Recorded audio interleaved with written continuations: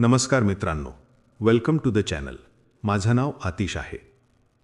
आज आपण ज्या विषयावर बोलणार आहोत तो अस्वस्थ करणारा आहे, पण दुर्लक्ष करता येणार नाही असा आहे. कारण हा विषय फक्त एका बातमीपुरता मर्यादित नाही, तर आपल्या समाजाची, आपल्या व्यवस्थेची आणि आपल्या विचारसरणीची चाचणी घेणारा आहे. झारखंडमधील बोकारो शहरात सिटी कॉलेजजवळ एका महिलेचा अर्धनग्न मृतदेह आढळून आला. प्राथमिक माहितीनुसार तिच्यावर दुष्कर्म झाल्यानंतर तिची हत्या करण्यात आल्याची शक्यता व्यक्त केली जात आहे.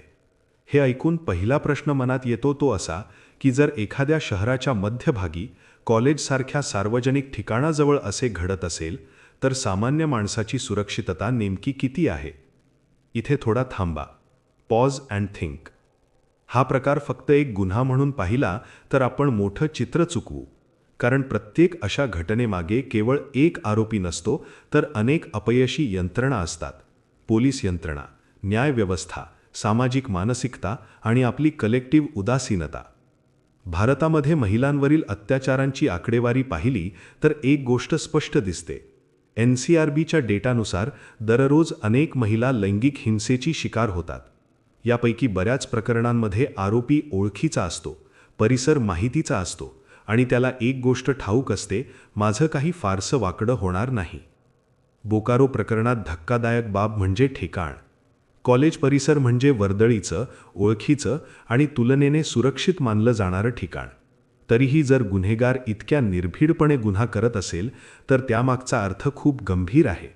याचा अर्थ गुन्हेगाराला भीती नाही, ना कायद्याची ना समाजाची. अनेक वेळा असे प्रश्न उपस्थित केले जातात, ती त्यावेळेला तिथे का होती? तिने काळजी का घेतली नाही? पण जरा थांबून विचार करूया. कायद्यानुसार गुन्हा कोणी केला? पीडितेने की आरोपीने? एखादी महिला कुठेही केव्हाही जाण्याचा अधिकार ठेवते.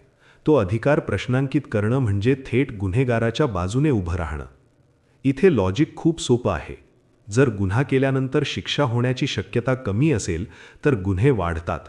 जर तपास लांबतो, केसेस वर्षानुवर्षे चालतात आणि आरोपी मोकळा फिरतो तर समाजाला एक संदेश जातो की हे करूनही वाचता येतं.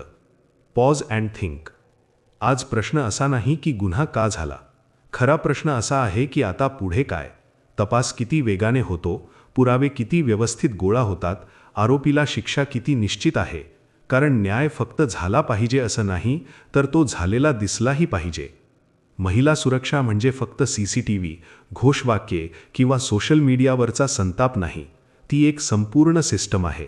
कठोर कायदे, त्यांची प्रभावी अंमलबजावणी, जलद न्याय आणि समाजाची स्पष्ट भूमिका की दोषी कोण आहे आणि जबाबदारी कोणाची आहे. या व्हिडिओचा उद्देश भीती निर्माण करणं नाही किंवा भावना चिघळवणं नाही. उद्देश एकच आहे, तुम्हाला विचार करायला भाग पाडणं. कारण जोपर्यंत आपण प्रश्न विचारत नाही तोपर्यंत उत्तरं मिळत नाहीत. शेवटी एक प्रश्न तुमच्यासाठी. जर गुन्हेगाराला खात्री असेल की शिक्षा अटळ आहे तर असे गुन्हे कमी होतील का? तुमचं मत कमेंटमध्ये नक्की लिहा. Thank you for watching. Pause, think, stay aware.